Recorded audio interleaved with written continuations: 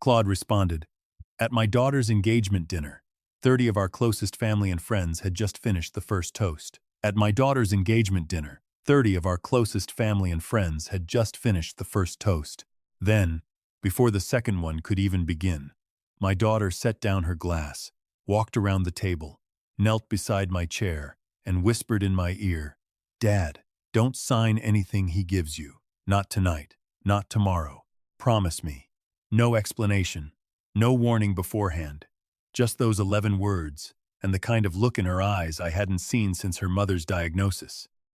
I kept the smile on my face for the photographs, because that's what 38 years as an insurance fraud investigator teaches you to do. But underneath the table, my hand had already gone still around my napkin, and my mind had quietly started doing what it always did when something didn't add up.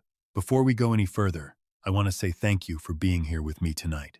If you're listening from your car, your kitchen, or lying in bed with the lights off, drop a comment and tell me your city, your state, wherever you're tuning in from.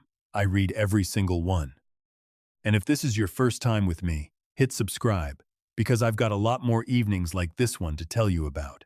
One more thing before we start. Some names and details in this story have been changed, and a few moments are shaped for the telling, but everything underneath it is true to something that happened, and everything it teaches is worth carrying with you.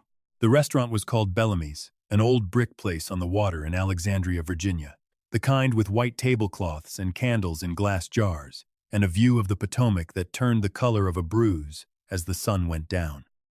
I'd picked it myself, actually, because Margaret and I had eaten there for our 30th anniversary, 6 years before the cancer took her, and I liked the idea of my daughter getting engaged somewhere her mother had once put her hand over mine and said, "This is the happiest I've ever been." I thought Margaret would have liked being there in whatever way the dead are there. I thought she would have cried, actually the good kind of crying, and elbowed me and said, "Look at our girl, Robert. Look what we made." Our girl was Caroline, 31 years old, a pediatric nurse at Inova Children's, sharp as anything, funny in the dry way her mother had been funny, and for the last 8 months, engaged to a man named Preston Vale. Preston was 44, 13 years older than Caroline, which had raised my eyebrow the first time she brought him home but had stopped raising it once I got to know him, or thought I had. He ran what he called a private wealth advisory firm out of an office in McLean, wore suits that fit him the way suits are supposed to fit, and had a way of making every room feel like it existed to be charming in. He remembered the names of waiters. He asked about my knees, because I'd had both of them replaced, and actually listened to the answer. He'd sat with me twice at the VFW hall on Thursday nights, not saying much, just sitting, the way a person sits when they're not performing anything. I want to be honest with you. Whoever you are, wherever you're listening tonight, I liked him. That's the part that still sits heavy with me even now. I liked him before I had any reason not to, and that liking is exactly what made everything that came after so much harder to see clearly, and so much harder to forgive myself for not seeing sooner. The dinner had been Preston's idea, actually a small gathering before the real engagement party next month, just to celebrate quietly with family. Caroline's older brother Michael had flown in from Denver with his wife. My sister Diane came with her husband, a handful of Caroline's co-workers from the hospital, a couple of Preston's associates from the firm. All of us crowded around 2 pushed-together tables with candles guttering in the June breeze coming off the river. Preston had stood first, glass raised, and said all the things a man is supposed to say, how he'd never imagined loving anyone the way he loved Caroline, how her father's blessing meant the world to him, how family was the only inheritance that actually mattered. Nice words. Practiced words, I'd think later, though at the time I only heard warmth in them. Everyone clapped. Caroline laughed and wiped under her eyes with a napkin, careful of her mascara. And then Preston had turned to me, still holding his glass, and said, "Robert, I actually brought something tonight, some paperwork for the trust we discussed. Nothing urgent, just whenever you have a free minute this week." He smiled when he said it. Easy, warm, like it was nothing at all, like it was the most natural thing in the world to mention paperwork at his own engagement dinner. That was when Caroline set down her glass. "I want you to understand something about my daughter, because it matters for everything that comes after." Caroline does not interrupt.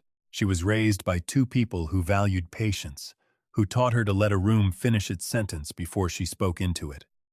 In 31 years, I could count on one hand the times she'd cut across a moment the way she did that night, standing up in the middle of her own toast, walking the length of the table, and kneeling down next to my chair like she was going to tie my shoe.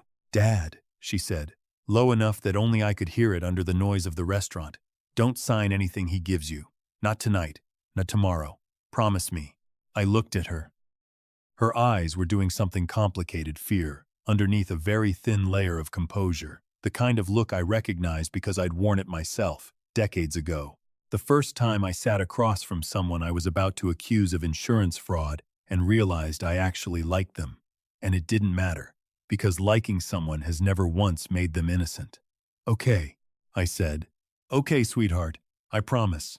She squeezed my hand once, hard, stood up, smoothed her dress, and walked back to her seat like nothing had happened at all. Preston was midway through refilling someone's glass and hadn't noticed a thing. The toasts continued.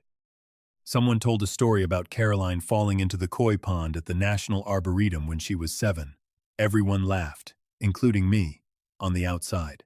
But something had shifted in me the way it used to shift in the old days, back when I'd walk into a claims office, and something about the file just didn't sit right before I could even say why. That feeling has a shape to it, if you've never had it. It sits low in your stomach, like a stone dropped into still water, and the ripples don't stop just because you tell them to. I didn't sleep that night. I lay in the bed Margaret and I had shared for 36 years, alone in it now for going on 6, and I thought about every small thing I'd noticed about Preston Vale and dismissed because dismissing it was easier than the alternative. The way he never mentioned his family, not once, not in 8 months, beyond a vague line about growing up in Ohio and not being close to anyone there anymore. The way his phone stayed face down on every table we'd ever sat at together. The way he'd asked me, almost in passing, at Thanksgiving, what my thoughts were on setting up a trust for Caroline's future for tax purposes. He'd said, so smoothly I hadn't questioned it, because who questions a man who seems to be thinking about your daughter's financial security before you've even thought to? By 4 in the morning I had made a decision. I was going to find out exactly who Preston Vale was, before he became my son-in-law, before any paperwork got signed, before my daughter's name got legally and financially wound around a man I suddenly wasn't sure existed the way he said he did. I want to tell you something about myself, so you understand what kind of digging I'm capable of. For 38 years, I investigated insurance fraud for a mid-sized firm out of Fairfax County. I have sat across from arsonists who cried real tears about houses they'd burned down themselves. I have watched a woman fake a spinal injury so convincingly that 3 different doctors signed off on it before I found the video of her carrying a canoe over her shoulder. People lie beautifully when there's money involved, and the good ones don't lie with their words. They lie with the story underneath the story, the small inconsistencies that don't matter individually but add up to something rotten when you finally lay them all out on a table. I retired 4 years ago, the same year Margaret died, because grief made the job feel pointless, and the job had never given me much comfort to begin with. But you don't lose 38 years of pattern recognition just because you turn in your badge and your case files. It's still there, humming under the surface, waiting. The next morning, I called an old colleague named Denise Whitfield, who'd left the fraud unit for private investigative work about a decade back and had built a small, quiet, extremely good reputation doing exactly the kind of digging I now needed done. I met her at a diner off Route 1. The kind of place with vinyl booths and bottomless coffee, and I laid out everything I had, which admittedly wasn't much. A name, an office address in McLean, a vague hometown in Ohio, a firm called Vale Wealth Partners that I'd never once heard mentioned by anyone outside of Preston himself. Denise listened the way good investigators listen, which is to say without much expression, taking notes in a small spiral pad. And when I finished, she said, "Give me 2 weeks." It took her 9 days. She called and asked to meet in person, which told me everything before she said a word, because Denise was not a woman who wasted a drive if a phone call would do. We sat in my kitchen, the same table where Margaret used to grade papers when she was still teaching 3rd grade, and Denise opened a folder thick enough that I felt my chest tighten just looking at it. "Preston Vale isn't his real name," she said. No preamble. because that was Denise. His legal name is Gerald Aldous Pruitt. Born in Toledo, Ohio, 44 years old. That part's true. What's not true is almost everything else. She slid a printout across the table. A mugshot from 11 years earlier. A man who was unmistakably Preston, though thinner, harder around the eyes, booked in Columbus, Ohio, on charges of securities fraud and running an unregistered investment scheme that had taken close to $2 million from 11 different investors, most of them retirees, before the scheme collapsed and half his victims lost what savings they had left. He did 18 months, Denise said, pled down. Changed his name legally about 6 years ago. You can do that if you're willing to pay the fees, and nobody's actively looking for you, and by then nobody was. Moved to Virginia, started over. Vale Wealth Partners is registered, but barely no assets under management that I can verify beyond a handful of small accounts.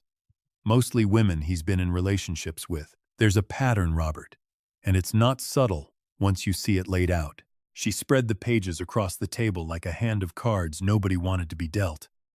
A woman in Richmond, 4 years back, a widow with a modest inheritance, engaged to a man matching Preston's description under yet another name, who'd disappeared 11 days before the wedding along with access to 2 of her accounts. A woman in Baltimore, 2 years before that, whose adult son had gotten suspicious enough to hire his own investigator and had chased the man off before the wedding could even be planned, though not before he'd already gotten power of attorney signed on a medical proxy form buried inside a stack of just formalities. The pattern is always the same, Denise said. He finds a woman with either money of her own or family money nearby. He's patient, sometimes a year, sometimes 2. He makes himself indispensable to the people around her, especially if there's an aging parent, because aging parents are the ones who tend to have the actual assets, and the ones most likely to need a trust drawn up for tax purposes. And then, right around the time everyone's guard is fully down, he produces paperwork, trust documents, power of attorney. Sometimes a joint account he frames as a wedding gift to make things easier down the road. I sat there with my coffee going cold in front of me and felt something in my chest that I hadn't let myself feel in a long time, not since the day the fraud unit finally nailed the arsonist who'd burned down a house with a family's dog still inside it. Pure, clean anger, the kind that doesn't shake you, it steadies you. Caroline knew, I said slowly, because it was only just then coming together. She found something. That's why she told me not to sign anything. I don't know what she found, Denise said. But if I had to guess, I'd say she found the same paperwork he was about to hand you, and something about it didn't look right to a woman who reads consent forms and liability waivers for a living. I called Caroline that night. She didn't pick up until the 3rd try, and when she did, her voice had the careful flatness of someone who has been rehearsing what she's going to say for hours. Dad, she said, I need you to not be angry at me for waiting. Tell me, I said. She told me she'd found the trust documents in Preston's home office 2 weeks earlier, looking for a stapler, of all things, and something about the language had bothered her enough that she photographed 3 pages on her phone and sent them, without telling anyone, to a friend from nursing school whose husband was an estate attorney. The attorney had called her back within a day, deeply concerned, explaining that the document, dressed up in enough legal language to look legitimate to anyone who wasn't looking closely, would have given Preston durable power of attorney over any account I added his name to as trustee, meaning, if I signed it, thinking I was setting up something for Caroline's future, I would in fact be handing a stranger legal control over whatever I put into that trust, with almost no oversight and no simple way to undo it once it was filed. I didn't know how to tell you without it sounding insane, she said, and I could hear her starting to cry on the other end of the line, quiet, the way she'd cried as a little girl when she thought crying meant she'd failed at something. I didn't know how to say, hey Dad, I think the man I'm about to marry is trying to steal from you, without either of us falling apart at my own engagement party. You did exactly the right thing, I told her, and I meant it with everything in me. You did better than right. You saved me a mistake I might not have come back from. We didn't confront him that week. This is the part I want you to understand, because it would have been easy, satisfying, even to call him out, right there at the restaurant, to make a scene, to let 38 years of accumulated fraud investigator instinct come pouring out across a white tablecloth. But Denise talked me out of it, and she was right too. A man like this doesn't just walk away when he's caught, she said. He panics, and panicking men do damage on their way out the door. You want him gone clean, gone legally, gone in a way that protects Caroline completely and gives you something on paper if he ever tries to come back around. So instead we waited.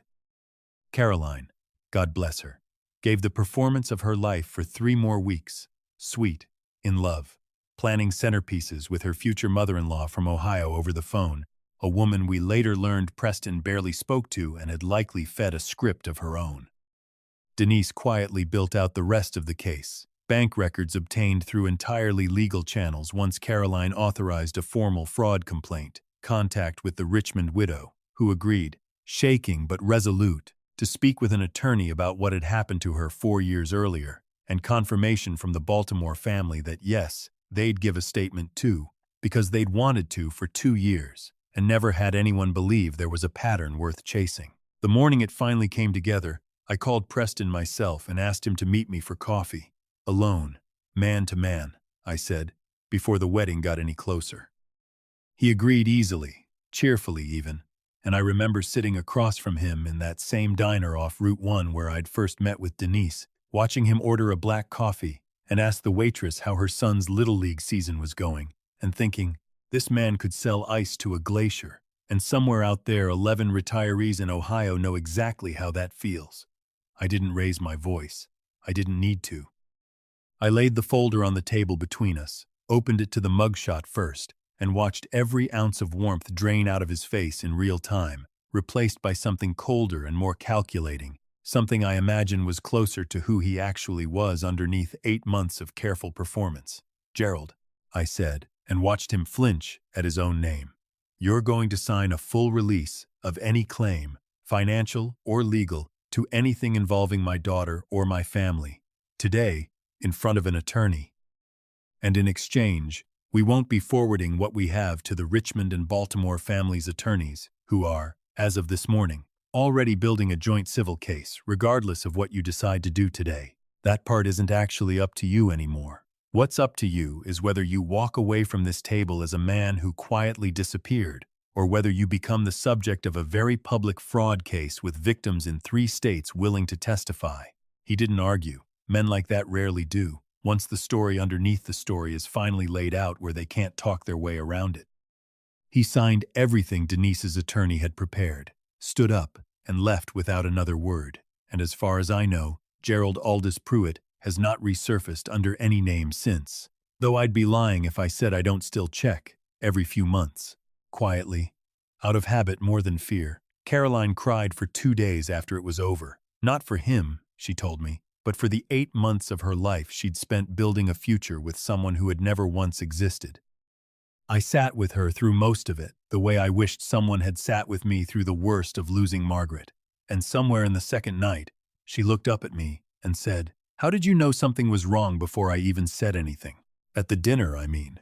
You didn't look surprised when I asked you to promise." "I've spent my whole life learning what it looks like when something doesn't add up," I told her. "I just never thought I'd need to use it on the man about to marry my own daughter.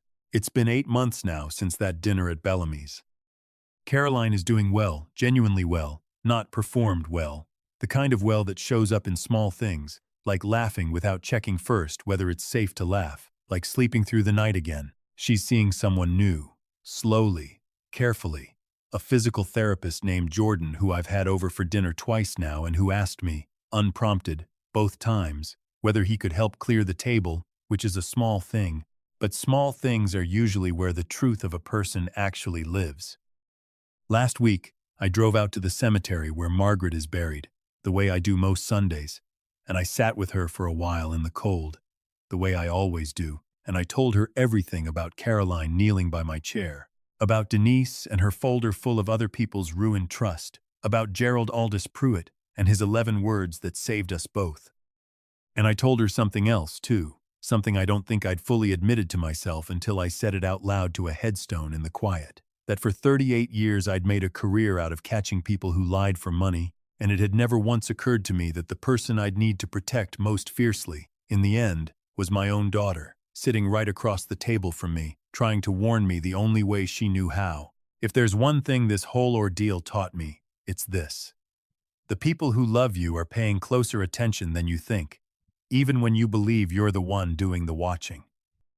Caroline noticed what I missed, because she was looking at that man through the lens of loving me, not the lens of 8 months of falling for him. And I think that's true more often than we admit, that the people closest to us can sometimes see the danger we can't, precisely because their love for someone else is stronger than whatever charm is being aimed at them.